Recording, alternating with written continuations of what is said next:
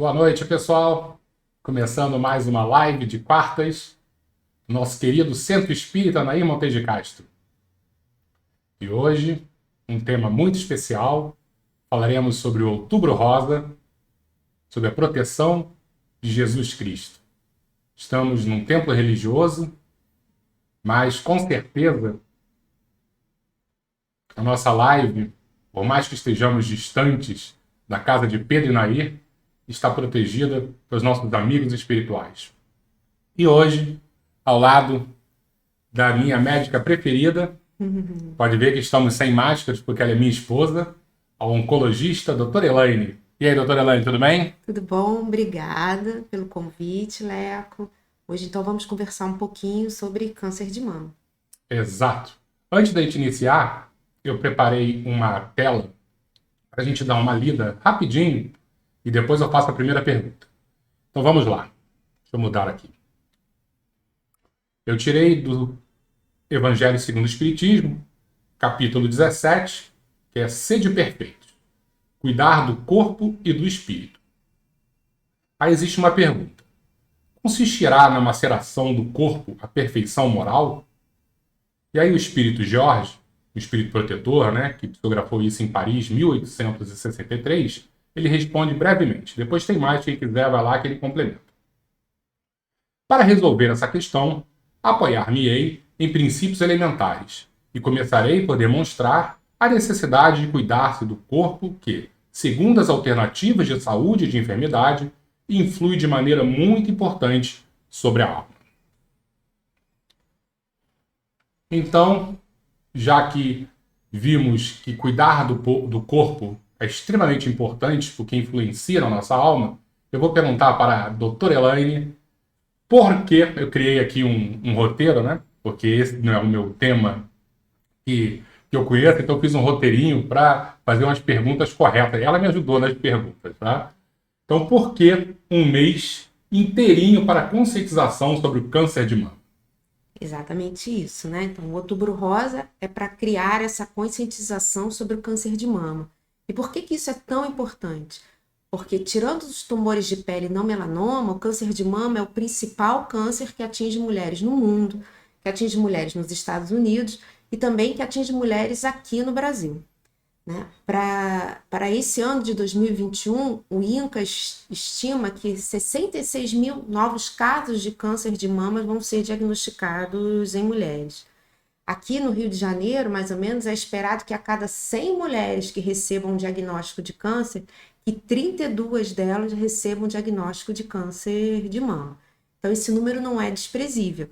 Por isso que nós temos que falar sobre câncer de mama, aprender um pouquinho sobre os fatores de risco, saber o que fazer para diagnosticar o câncer de mama precocemente, como tratar, enfim, para a gente poder mudar um pouquinho esses números. Então, já que você falou sobre fatores de risco, eu gostaria Uhum. de saber um pouquinho quais são esses fatores, por favor. Acho que até um pouquinho antes da gente falar do fator de risco, acho que é importante as pessoas entenderem um pouquinho o que é o câncer, né? Na verdade, câncer não é uma doença.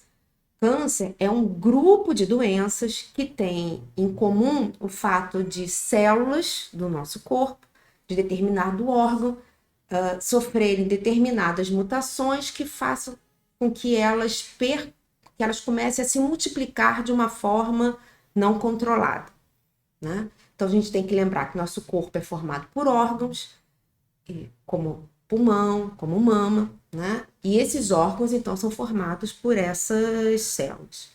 Essas mutações que podem ocasionar esse crescimento descontrolado das células, elas podem ser herdadas dos nossos pais, isso é a minoria dos casos. Elas podem acontecer por fatores externos, ou seja, fatores a que nós nos expomos ao longo da nossa vida, e algumas vezes a gente não vai ter uma causa estabelecida para aquelas mutações. Essas células, uma vez mutadas, elas podem adquirir também a capacidade de sair do local onde elas começaram. Então, por exemplo, no caso do câncer de mama, né? Sair da mama, atingir as vias linfáticas ou a corrente sanguínea e daí irem para outros órgãos. Essa seria a metástase? Essa seria a metástase, né? A metástase, basicamente, é até quando ela cai, né? Quando ela cai na corrente sanguínea, essas células que se desprendem e ali, no outro órgão, elas conseguem, né, se instalar e crescer, né?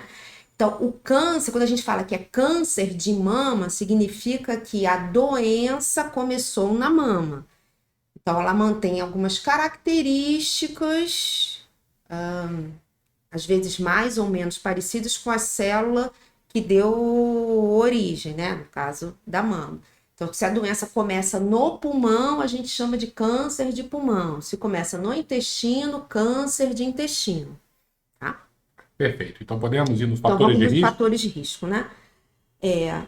Para o câncer de mama, existem diversos fatores de riscos conhecidos e a gente pode dividi-los assim, em alguns grupos. O primeiro, eu chamaria do grupo daqueles fatores não modificáveis, né? E dentro desses, assim, o principal é ter nascido mulher, né? O câncer de mama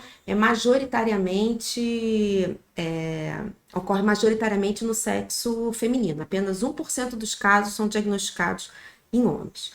O segundo fator de risco seria a idade, né? Então, a partir do momento que a gente vai envelhecendo, aumenta-se o risco para câncer de mama.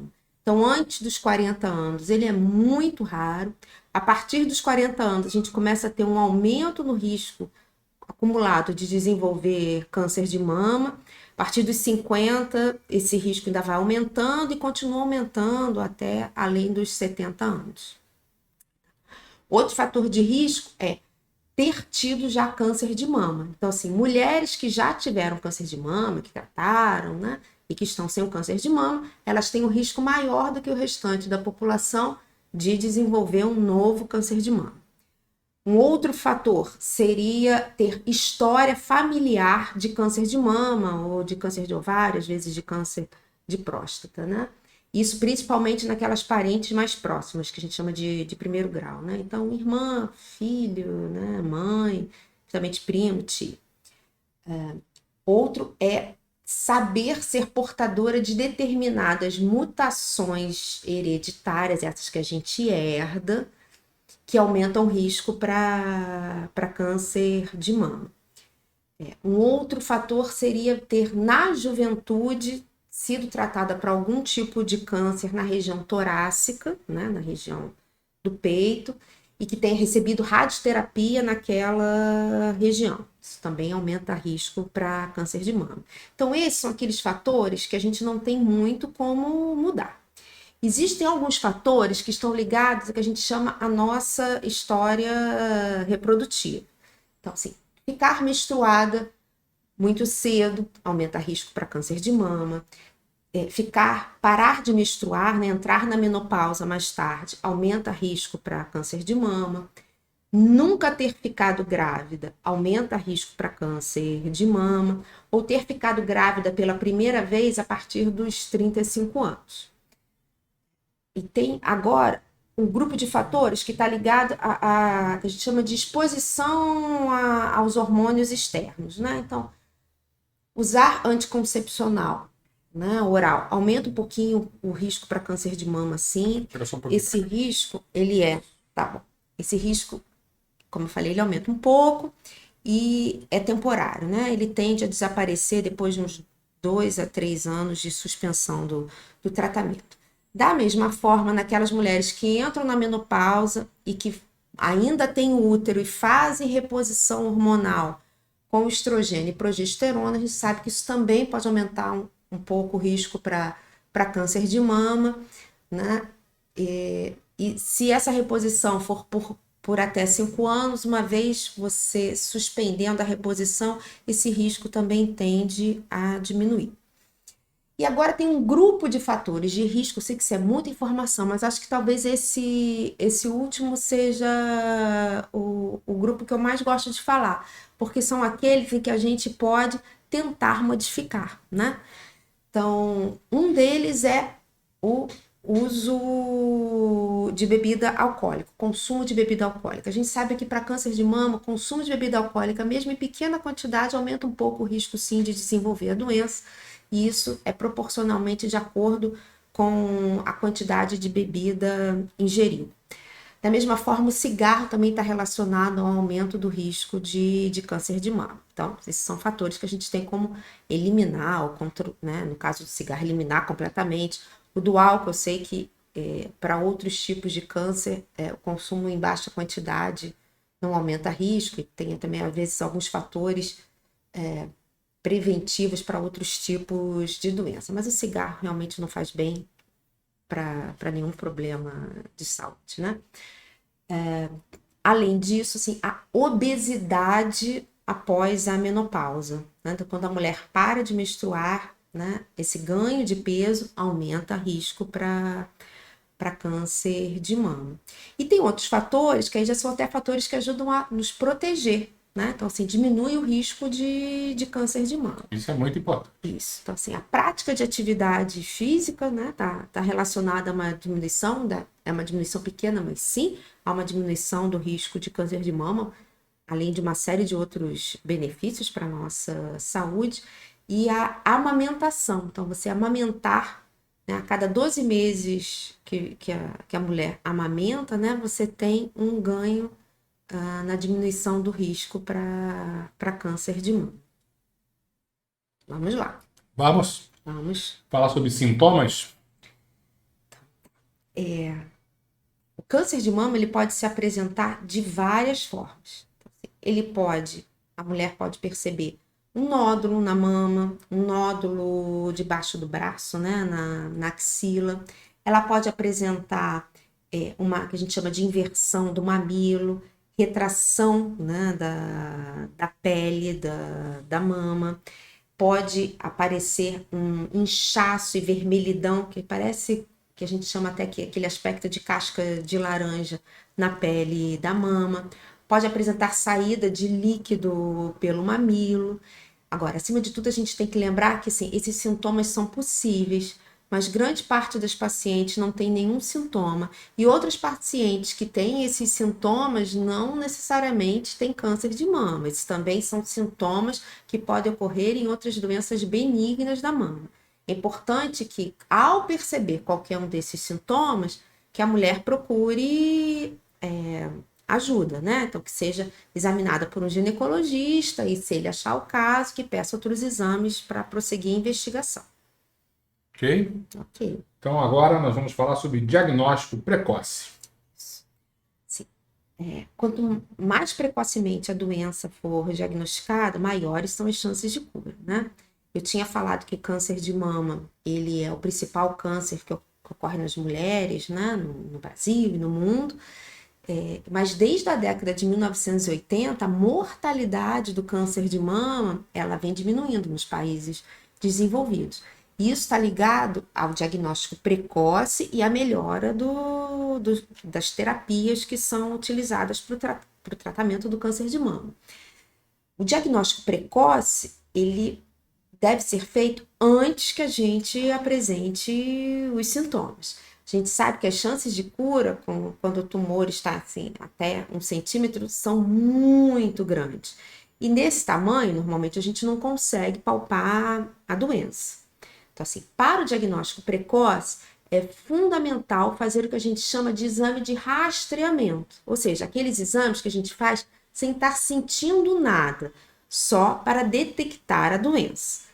Não são todos os tipos de câncer em que a gente sabe que existe algum exame que pode ajudar a detectar a doença de uma forma precoce e que isso diminua a mortalidade por aquela doença. Mas o de mama consegue, né? Mas do mama consegue. E, na verdade, assim, do de mama, o exame mais bem estudado para isso é a mamografia. Então, a gente tem alguns trabalhos mostrando que a mamografia consegue diminuir a mortalidade por câncer de mama através da detecção precoce da doença. Deixa eu fazer uma pergunta para você, que eu sou da época onde tinha muitas propagandas do autoexame, eu lembro da casca quística. Hoje em dia, ainda continua com qual a importância do autoexame? Então, assim, o autoexame, ele, infelizmente, não é bom para fazer o que a gente chama de rastreamento ou detecção precoce da doença. É lógico que a gente valoriza o autoexame como uma forma da mulher conhecer a sua mama e assim, né, notando alguma diferença na mama, procurar avaliação médica, né? Mas como a gente já tinha falado, né, as chances de cura são maiores na doença pequenininha, naquela que às vezes tem em torno de 1 centímetro, e que a gente não consegue detectar com os nossos dedos. Então, assim, o autoexame, ele vai detectar, às vezes, doenças um pouquinho mais avançadas, né? Então, ele não serve para rastreamento. O exame indicado para rastreamento é a mamografia. Então, o que a gente recomenda, e assim, podem esquecer tudo que eu vou falar depois, mas se isso daqui ficar, eu vou ficar na memória, eu vou ficar muito feliz. Assim. Todas as mulheres, a partir dos 40 anos, devem fazer mamografia, a princípio, anual. Os outros exames, assim como ultrassom de mama e ressonância, eles também podem ajudar a complementar a mamografia, né, dependendo dos achados da história daquela paciente, da idade. Mas o único exame que realmente se presta para o rastreamento é a mamografia. Mamografia é chato? É chato. Aperta a mama? Sim. E essa pressão, ela é fundamental. Né? Quando a gente fala assim, ai, mas que droga, não tem como fazer um exame que machuque um pouquinho menos, eu saio dali realmente dolorida, isso. Mas isso é que melhora a qualidade técnica do exame, tá? Podemos falar de tratamento? Eu acho que antes da gente falar de tratamento, a gente tem que falar ainda um pouquinho sobre o diagnóstico, né? Tá. Ainda estamos fechar nisso. Então, fez a mamografia. Se na mamografia for visto alguma alteração suspeita, deve-se prosseguir nessa investigação, tá? Então, mesmo que a mamografia mostre algo suspeito, isso não é ainda diagnóstico. Então, a mamografia, ela tem uma classificação, que acho que hoje em dia várias mulheres já devem ter reparado no seu exame, né, que é o BIRAD, e que normalmente se é 1 ou 2, significa que aquela alteração vista na mamografia tem aspectos sugestivos de benignidade. Se o BIRAD for 3, significa que aquilo que foi visto é provavelmente benigno, mas que vale a pena repetir o exame no intervalo menor para a gente ver como é que aquela alteração vai se comportar. No BIRAD 0, significa que aquele exame da mamografia não está sendo suficiente para avaliar aquela alteração, que a gente precisa solicitar um outro complementar, ultrassom, ressonância, dependendo do caso, para avaliar melhor. O BIRADS 4 mostra que ali tem alguma lesão suspeita, ou seja, a gente não pode ficar contente só com o exame da mamografia. Temos que prosseguir a investigação. E aí, nesses casos, em geral, o que se indica é fazer a biópsia daquela lesão suspeita. Existem várias formas de fazer biópsia. Você pode fazer biópsia guiada por ultrassom, né? Geralmente com punção. Pode, às vezes, precisar fazer uma biópsia que pega um volume maior, que é a biópsia por mamotomia, que normalmente é junto com a ressonância, enfim. Mas a gente tem que tirar um pedaço daquele material. Então, a gente lembrar que biópsia só quer dizer isso, é retirada de um pedacinho daquela lesão. E aí esse pedacinho que é retirado é enviado para análise por um outro médico, que é o patologista. Né? E o patologista é aquele médico que vai cortar aquele material, vai fazer uma preparação e vai olhar ao microscópio.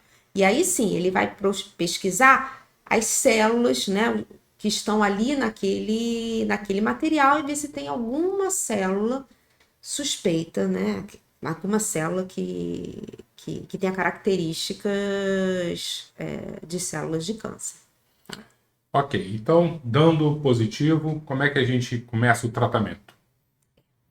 Assim, vindo o resultado positivo na biópsia, indicando câncer, e aí no caso câncer de mama, novamente, a gente tem diagnóstico de várias doenças, porque o câncer de mama não é uma doença só, né? Também é um grupo de doenças. Então, esse material da biópsia que foi visto pelo patologista no histopatológico, ele vai vai ser submetido a outros exames, né? No mínimo ao exame de imunohistoquímica, que vai dar algumas outras características daquele câncer. E aí, pacientes que já tiveram câncer de mama, talvez elas se lembrem disso, né? Quer saber se aquele tumor, se ele expressa receptor de estrogênio, de progesterona, se ele expressa uma proteína chamada HER2, qual é o KI67. Eu sei que são termos muito técnicos, mas a partir da análise desses termos, mais o resultado, né, do histopatológico, mais a avaliação da extensão do problema, né, do câncer, porque o médico vai pedir outros exames para avaliar se a doença está só ali na mama ou se foi para outra parte do corpo. A partir disso tudo é que se pode fazer um planejamento do tratamento, né? Se a doença estiver restrita à mama, ou eventualmente na axila, provavelmente a doença vai ser passível de algum tratamento cirúrgico, né? E o tratamento cirúrgico até hoje ainda faz parte do tratamento curativo para câncer de mama, né? Além da cirurgia, outros tratamentos podem ser feitos. Às vezes a paciente pode precisar de quimioterapia antes da cirurgia, algumas vezes, para poder diminuir a doença e aí permitir que a cirurgia seja feita, né? Algumas situações também a gente sabe que esse tratamento antes da cirurgia pode também aumentar as chances de depois a paciente vir a ser curada. Ela também pode precisar de quimioterapia depois da cirurgia. Além da quimio, pode ser junto colocados outras medicações que a gente chama de terapias-alvo. A paciente também pode fazer algumas medicações depois disso tudo de comprimido, chamado hormonioterapia, enfim. O tratamento ele realmente é individualizado, né? Varia muito de acordo com o tipo de câncer que a paciente tem, e envolve uma equipe grande, multidisciplinar, né? Então, ele vai envolver um mastologista, né, que é um médico especialista em mama e que faz a parte cirúrgica da mama.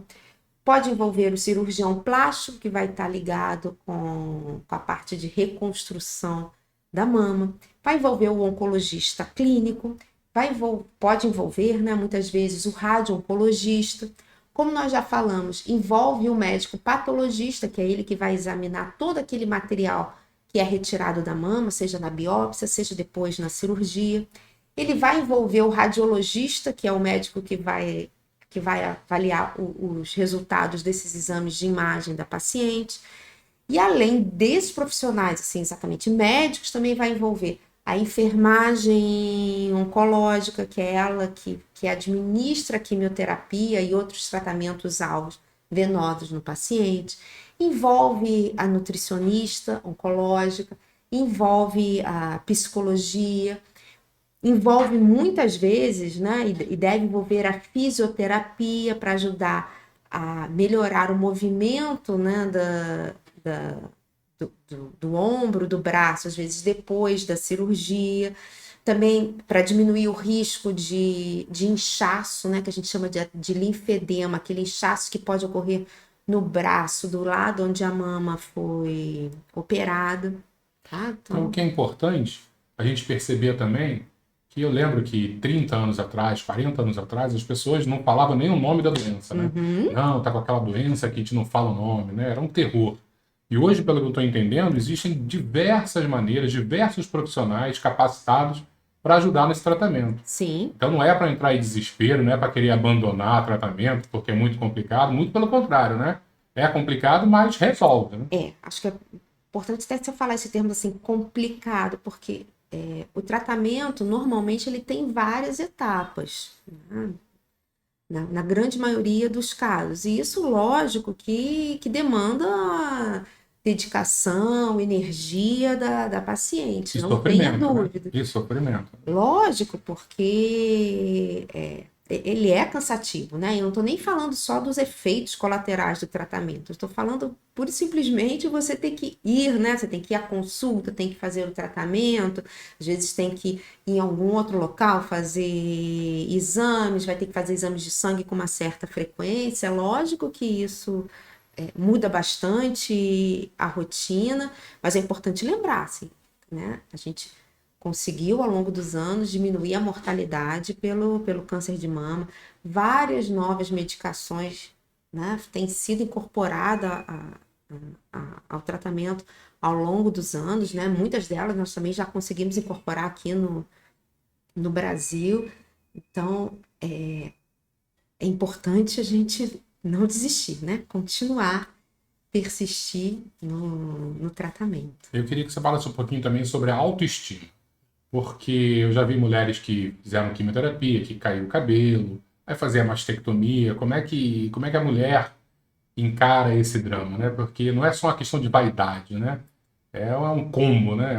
Isso. Muito sofrimento às vezes acontece ao mesmo tempo. É lógico, né? E talvez nesse aspecto, né, o câncer de mama consiga reunir justamente isso, né? Ele pode mexer com a autoestima em vários aspectos, né? Primeiro, que grande parte dos tratamentos quimioterápicos utilizados para câncer de mama pode levar à queda de cabelo. Hoje em dia, a gente já possui a tecnologia do que a gente já poderia chamar de touca térmica, né? Que pode ser usada para diminuir as chances, também não é 100% da queda de cabelo durante o tratamento. Infelizmente, isso no SUS não, em geral não está disponível, e mesmo nas clínicas privadas, essa touca térmica, ela não é ainda coberta pelas operadoras de saúde. Então, isso tem um custo e, infelizmente, nem sempre esse Possível, custo né? é possível de ser incorporado, né, pela paciente. Então, assim, a queda de cabelo ainda é uma questão que pode abalar um pouquinho a autoestima, que é completamente compreensível. Só que, por um outro lado, assim, a gente vê tem pacientes que lidam com isso de uma forma das mais diversas, né? Algumas pacientes até encaram essa queda de cabelo como um rito, né? Quase que de purificação e algumas até raspam o cabelo antes, porque acham que essa é uma forma, né, De de enfrentamento, né? enfrentamento, né, de você passar por essa fase mesmo da doença. Outras, né, ó, vão ficar abaladas com essa queda, vão usar de outros meios, né, vão usar perucas, mas nem sempre isso, nem todas se adaptam bem à peruca, né, porque às vezes algumas reclamam que esquenta, que a peruca pode coçar um pouquinho, incomodar. Outras pacientes usam lenços, e aí também nós temos vários e vários tutoriais, né, hoje em dia, ensinando como fazer amarrações diferentes de lenço, e eu confesso que, assim, tem algumas amarrações de lenço que ficam charmosíssimas. Novamente, voltando às perucas, hoje em dia também a gente tem algumas perucas que simulam muito bem o cabelo natural, e algumas vezes eu até me surpreendo. Eu só sei que a paciente está de peruca porque eu sei que o tratamento que ela faz leva à queda do cabelo. Então, sim, sem dúvida isso pode abalar um pouco a autoestima, mas acho que ao longo desse caminho, uma grande parte das mulheres conseguem um apoio para melhorar nesse aspecto. Tem a questão mesmo da mama, que óbvio que isso é muito importante. A mama também está ligado à sexualidade, e novamente cada uma vai passar por isso de uma forma diferente. Lembrando que a cirurgia reconstrutora da mama é um direito, né, já garantido para as mulheres, tanto no SUS quanto na clínica privada. Nem sempre essa cirurgia reconstrutora pode ser feita ao mesmo tempo em que é feita a cirurgia de retirada de toda a mama. Mas se for o desejo da mulher, essa cirurgia tem que ser feita sim, né? E em algumas outras situações, às vezes não é preciso a retirada de toda a mama, e é só a retirada de uma parte da mama, e novamente também o resultado estético também pode ficar muito bom, né? Das cirurgias reconstrutoras de mama, cada dia eu vejo também cirurgias que ficam muito boas e que conseguem simular muito bem uma nova mama. Muitas vezes, às vezes, tem que fazer também alguma cirurgia na outra mama para que elas fiquem mais simétricas. O mamilo, ele pode ser refeito com cirurgia, né? Algumas vezes também pode se usar de outras técnicas como tatuagem, né? E isso também é bem interessante. Importante também é enxergar, né, que o tempo vai passando e a mulher vai voltar a ter cabelo, né, vai se sentir bonita novamente, né, vai ter um período que é dramático, mas a vida vai continuar e ela vai conquistar, né, a Mas autoestima de volta, né? sim, mas mesmo nesse período que a gente chama assim de mais dramático, é muito bom, assim, hoje em dia menos, porque os pacientes estão de máscara, então óbvio que eu não consigo mais ver isso. Mas assim, as pacientes indo para o consultório maquiadas, de batom, se preocupando se o lenço está combinando com a roupa, ou de peruca, ou às vezes até sem nada, careca, mas assim, se sentindo bem, então se cuidando, né?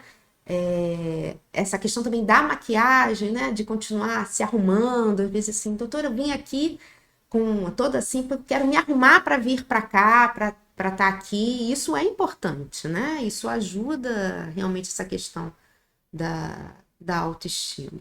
Vamos falar agora do controle pós-tratamento? Então, assim, o tratamento do câncer de mama, ele pode ser muito longo, né? Existem até situações em que a paciente vai ter que tomar comprimidos durante 10 anos, né? Depois do diagnóstico. Mas uma parte das pacientes, às vezes, tratam por um período menor e depois, né, terminando o tratamento, é importante que a paciente compareça à consulta com um oncologista clínico e também com mastologista de tempos em tempos. Esse tempo vai variando de acordo com o passar dos anos, né, para ser examinada, para relatar, né, novas queixas, para a gente também acompanhar possíveis efeitos colaterais que o tratamento possa ter causado, e também para a realização de exames, né? Lembrando que mesmo depois que termina todo o tratamento, a mamografia continua sendo o exame mais importante para ser feito, né? Que a princípio vai continuar sendo feito todo ano.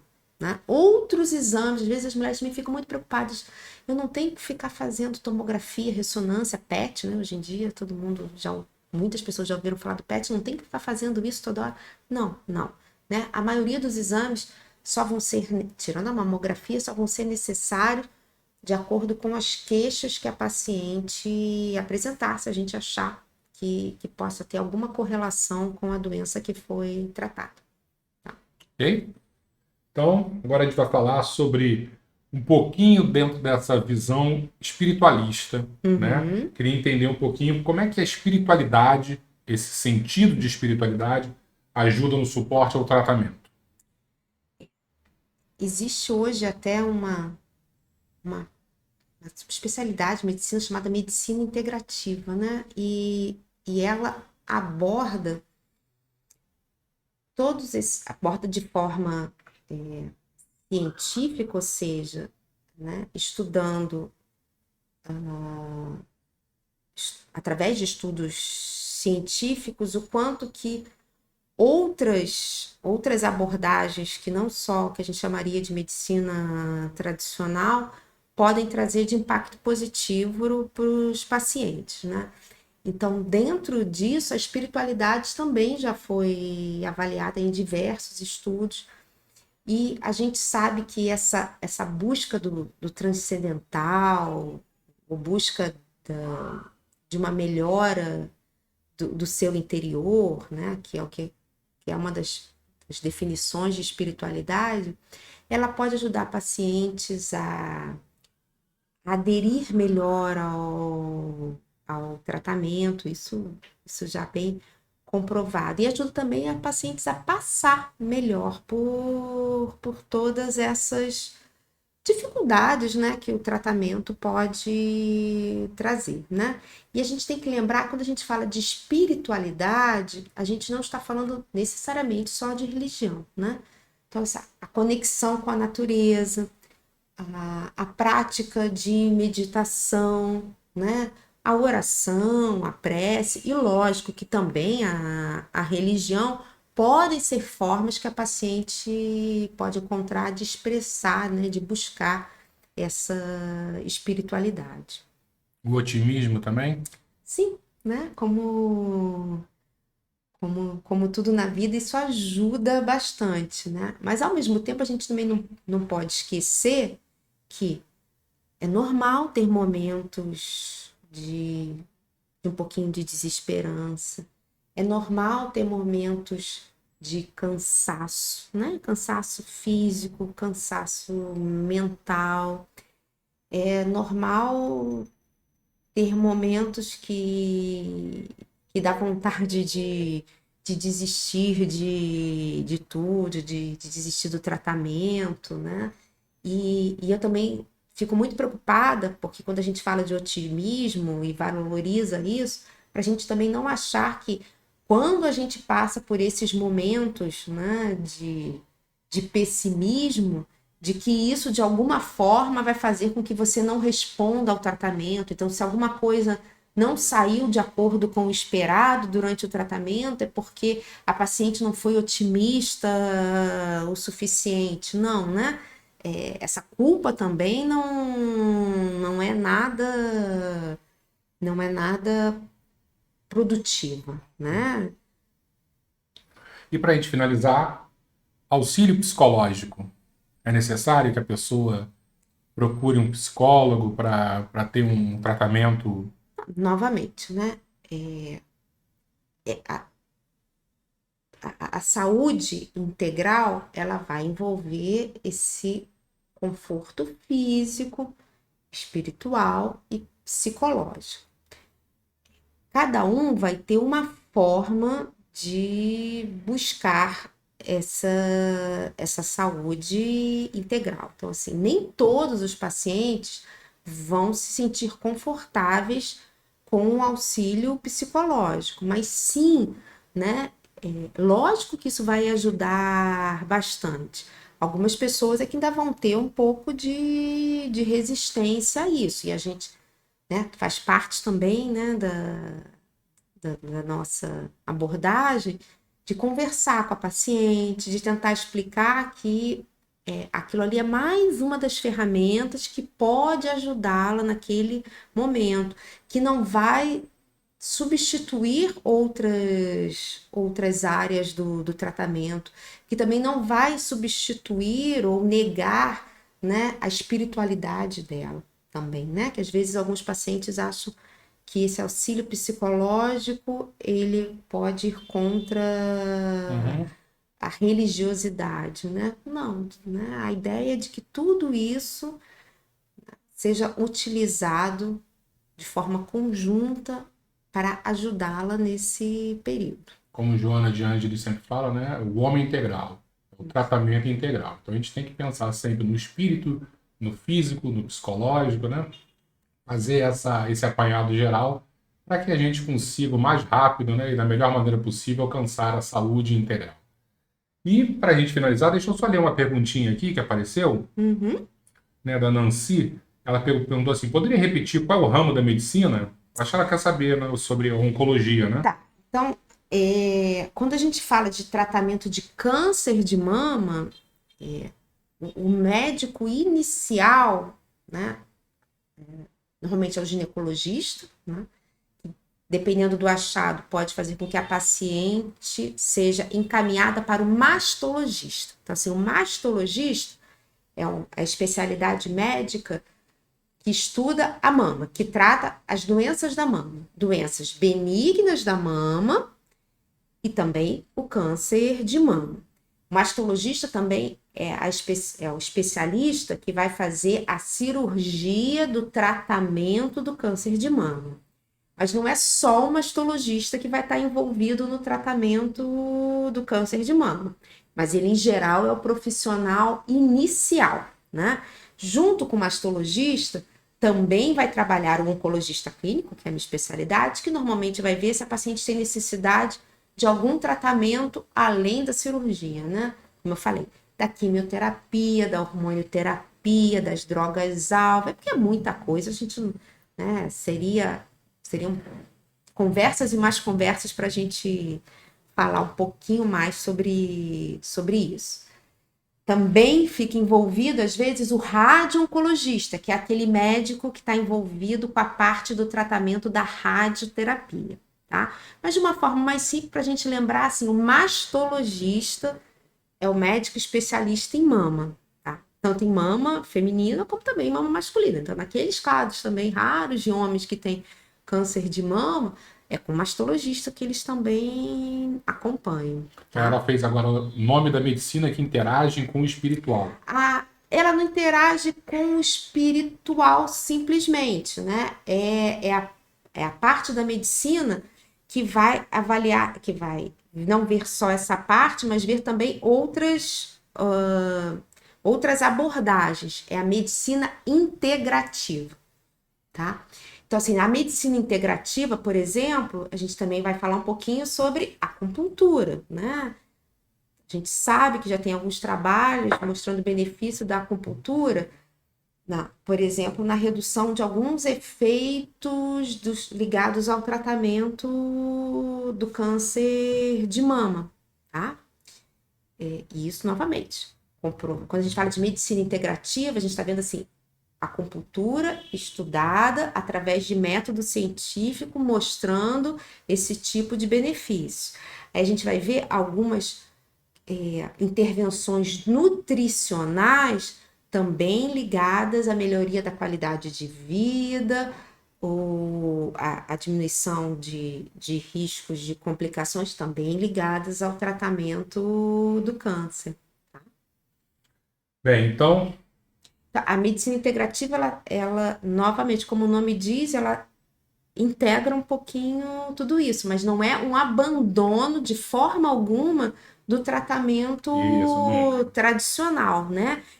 Junto com o tratamento tradicional, você às vezes incorporar outras técnicas que normalmente não estão ligadas diretamente ao tratamento da doença, mas alívio de outros sintomas, melhoria de qualidade de vida. Bem, então para a gente terminar, e já estamos com o tempo já quase esgotado, é claro que se alguém quiser fazer pergunta e se a gente não puder responder agora, depois ela vai escreve nos comentários e responde, tá? Mas ainda dá tempo de fazer alguma perguntinha quem tiver com dúvida. Então, antes até de você terminar, eu vou de novo só focar naquilo que eu sempre falei, que é o importante. Então, vamos lembrar: diagnóstico precoce está ligado a você descobrir a doença antes que ela cause os sintomas. O melhor até o presente momento, porque em oncologia, tudo que a gente fala é até hoje, porque ainda bem, né, que a oncologia, o tempo todo, coisas novas vão sendo incorporadas e às vezes algumas coisas que a gente já falou no passado caíram por terra. Que bom. Então, até hoje, a mamografia é o exame de escolha para a gente fazer o diagnóstico do câncer de mama. Ela deve ser feita a partir dos 40 anos, porque que é a idade que começa a aumentar o risco para o câncer de mama, né? Existem alguns grupos que às vezes acham que ela pode ser começada somente aos 50, mas a gente já sabe que com 40 a gente tem benefício em redução do risco da mortalidade por câncer, sim. É um benefício menor do que a partir dos 50, mas já tem. Então, as mulheres, a partir dos 40 anos, devem fazer mamografia anual.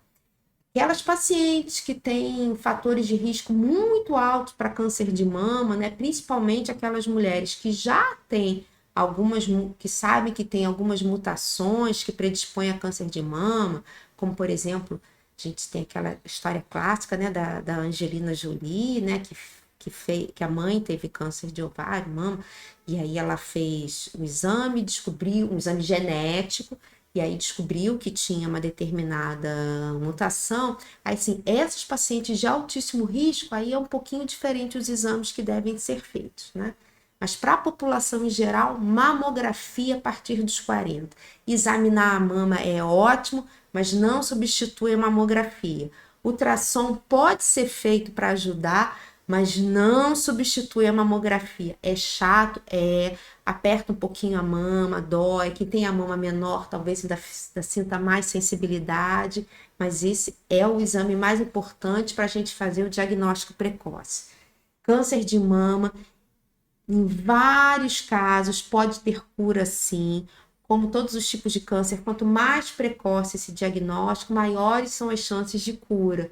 A gente já fez muitos avanços no tratamento do câncer de mama, e mesmo naqueles casos, às vezes acontece, né? A gente está falando aqui de cura das pacientes com doença inicial, mas existem as pacientes que a doença volta ou que descobrem a doença numa fase um pouco mais avançada, com metástase. Lembrar para essas pacientes que às vezes o tratamento não vai ser mais com o objetivo de ficar curado, de acabar com a doença, mas essas pacientes também vão ser tratadas, já tem várias novas medicações que já estão disponíveis para o tratamento e que essas medicações melhoram a qualidade de vida da paciente, aumentam o tempo de vida da paciente. Então, quando a gente fala em diagnóstico de câncer, muitas pessoas ainda tinham aquela ideia de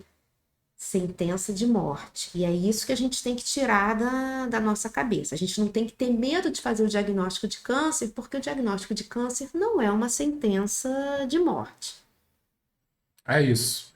Então, para a gente finalizar, já que estamos numa live dentro de um templo religioso, né? A gente vai falar aqui os tratamentos também, né? Esses complementares, já que a conexão com a natureza, já que a espiritualidade, já que o otimismo, tudo é importante. Se você é católico, vá lá também, converse com o seu padre. Se você é evangélico, com o seu pastor, no centro espírita, toma um passe, água fluidificada. Isso vai ajudar bastante, né, no acalmar dos nossos ânimos e com certeza isso vai colaborar com a nossa saúde integral. Sem dúvida. Ok? Eu acho que encerramos. Deixa eu ver se tem alguma perguntinha aqui. Acho que não. Então, acho que chegamos ao final e eu vou pedir para que a gente faça uma prece em conjunto para que nos acalme, né, e que ajude também no nosso bem-estar. Vamos fazer? Deixa eu colocar uma telinha aqui para a gente fazer a oração ouvindo uma boa música e vendo Jesus aqui no desenho. Vamos agradecer em primeiro lugar esse nosso espaço de acolhimento, que é a nossa casa espírita. Agradecer a ajuda dos bons amigos espirituais, o amor infinito de Jesus por nós. E acima de tudo, agradecer a proteção de Deus, a nosso Pai Criador. Nossos corações unidos, os fluidos que emanam do plano espiritual, a nossa direção, que essas energias possam refazer as nossas mazelas morais, transformando-as no primeiro passo para o fortalecimento dos nossos propósitos. Que transformemos as nossas dificuldades em oportunidades para mudar nossa condição espiritual e conseguirmos alcançar o equilíbrio integral. Obrigado, Jesus.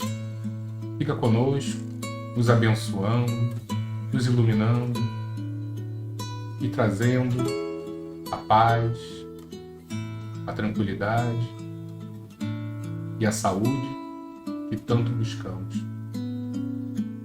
Muito obrigado e que a tua paz, mais uma vez, esteja em nossos corações e em nossos lares. Assim seja, Senhor.